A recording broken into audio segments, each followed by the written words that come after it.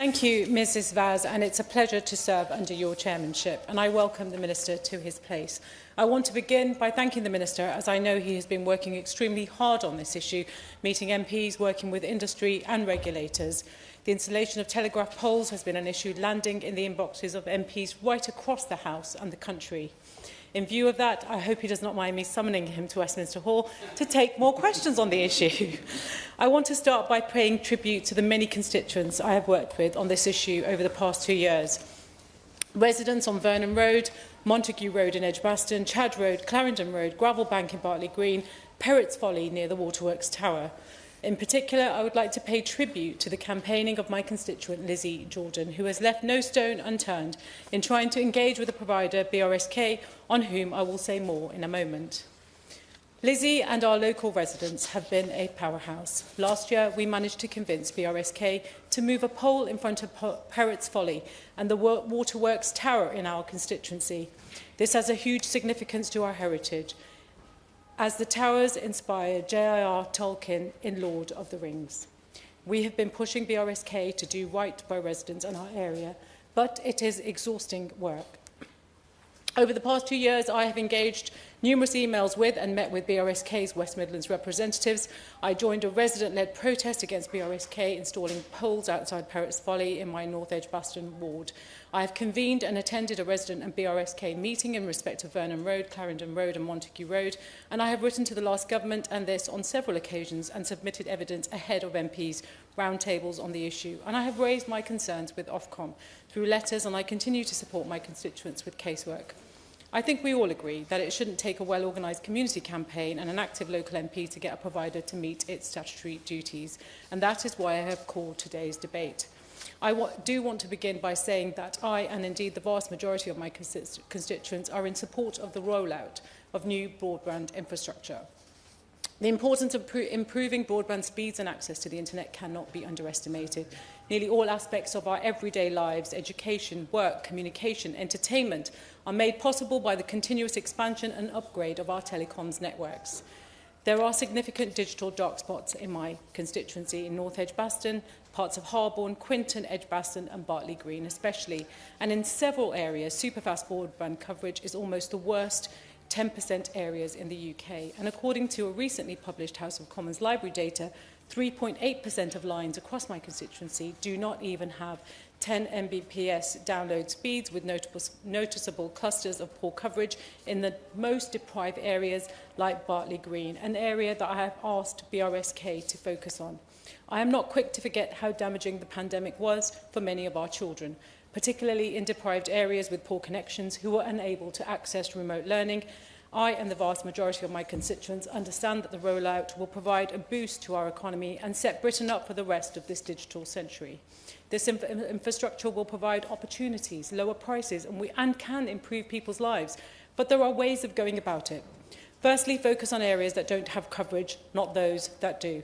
As the Minister has himself acknowledged, while the majority of providers are trying to do right by local people by making efforts to consult and not putting up poles, some providers like BRSK in my constituency have occasionally behaved like cowboys, not using existing infrastructure, failing to consult residents with the adequate 28 days notice, failing to observe Disability Discrimination Act requirements to ensure pathways are clear and accessible until they are told, failing to secure the right council permits for works, putting up poles everywhere as the only means to address coverage. Given BRSK's business is communications, it's ironic how poor it has been at communicating with its stakeholders. The crux of the issue is that these companies are not exploring alternatives to poles or using existing infrastructure when they can. To give you some of many examples, FOIs with our local council have revealed that BRSK did not need to put up poles on Clarendon Road in my constituency because they were able to utilise existing ducts. But they did so anyway, ignoring this fact. Vernon Road in my constituency is another example. BT installed full fibre to St Paul's School for Girls on Vernon Road without any requirement for poles. Yet a constituent came to my surgery on Friday to tell me another pole has just gone up with a notice on the council's planning portal only going up after the pole had already been erected. This is even after the Minister's meeting with BRSK. I have met with BRSK and exchanged exhaustive correspondence with them about these issues. And what has struck me in my dealings with them is the lack of policy or strategy on work they are doing in my constituency. Poles are supposed to be a last resort, but even where they are not needed, like on Vernon Road, several end up going up anyway. There are now 4 on this road. Frequently, when issues are raised, they are not listened to. I asked BRSK for a map of where they were planning to roll out poles in my constituency. They couldn't give me one. Either there is a plan that they won't share, or there really is no strategic focus on where this infrastructure is actually needed. My constituents have similar experience. An elderly constituent wrote to me earlier this year, deeply worried that a BRSK telegraph pole on an adjoining road installed less than a metre away from the fence of her back garden, that was so close to her garden fence that it could easily provide burglars with access to her property. She told me that she lives in perpetual fear that a house could be broken into. But more importantly, it was avoidable. Had BRSK simply made an effort to engage with residents about changes in their community first, she would not be left in this situation.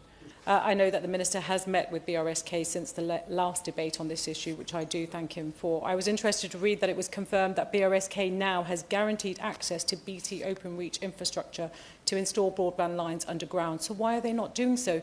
This is not their business model. That's why they're not doing it. I'd be very interested to learn from the Minister when this was agreed, because I know that BRSK has not been taking advantage of this in my constituency to date. Some providers I know are much better at this, and I want to make sure that not everybody is painted in the same brush. Actually, there are some very good providers. Last year, broadband infrastructure carried out by pipeline utilities on behalf of Grain Connect left Willow Avenue in my constituency with some dreadful re-tarmacking as well as broken and cracked paving slabs. And when I wrote to them about this, they confirmed the site was inspected, they agreed to replace and relay the broken paving slabs and tarmac. And that's exactly how we should be proceeding going forward. My experience with BRSK has been very different. Repeatedly, BRSK will arrive in an area to erect new broadband infrastructure poles without properly consulting residents or myself. On Vernon Road, Clarendon Road, Chad Road, Stirling Road, we have seen this behaviour. And the company's idea of consultation appears to be to put up a notice stating their intention to put up another pole, with, in some cases, little to no consultation period. And sometimes, I'm told, a notice hasn't gone up at all. And despite the best efforts of myself and my constituents to raise concerns about the siting of these poles, they have been ignored. It means that this infrastructure ends up causing issues that could have been foreseen or avoided. If there was a proper consultation process, poles erected in the middle of pavements, obstructing prams, wheelchairs, and people with mobility issues, trying to erect unsightly poles in front of listed buildings instead of exploring other options. And some roads are being peppered with poles, even when we are told that they are a last resort. I think it's time for stronger action. Clearly, BRSK is not heeding government advice. As we all know, since the rules were changed by the previous government in 2016, there is no requirement for planning permission for poles of up to 15 metres in height, and there is no legal requirement for consultation with local residents and businesses. Good practice asks the telecommunications operators to notify the council of their intention to install a pole, as well as advertise their development proposal within the vicinity of the site, usually via a site notice. But in reality, there is no real opportunity to object to an installation. There really needs to be a strategy which targets areas of need and uses existing infrastructure. As we are all familiar at this point, the Electronic Communications Code, Regulations 2003, also requires that, among other things, operators must share apparatus where possible and use underground rather than overground lines where they can. Yet this is not happening in practice. I know roads where as many as 5 or 6 poles have been erected. It's ugly, it's disruptive, excessive, and it impacts on house prices. As these issues are a matter for the regulator Ofcom, I would like to seek the Minister's clarification on what monitoring of these requirements is being carried out to ensure that network providers collaborate and share network infrastructure, and what action Ofcom has been taking against providers who have been found to not comply. When I wrote to Ofcom, they said their role is, quote, limited. Their role is limited to enforcement of the regulations, and that under these operators have significant flexibility to put up their own poles. I know that the Minister has also been looking at a revision of the Code of Practice and will be grateful if he could say more on this. I also welcome that the Minister has stated that he reserves the right to change the law in this area. It strikes me that stronger adherence to the regulations on sharing infrastructure is one of those rare examples where stronger regulation will actually save companies and consumers money.